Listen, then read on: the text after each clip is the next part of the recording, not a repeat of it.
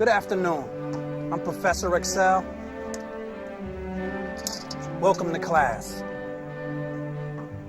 Pamela, Pamela, Pamela, Pamela, I'm a Pamela, Pamela, Pamela, Pamela, I'm a Millie, Millie, Millie, Millie, Millie, Millie, Millie, Millie, Pamela, Pamela, Pamela.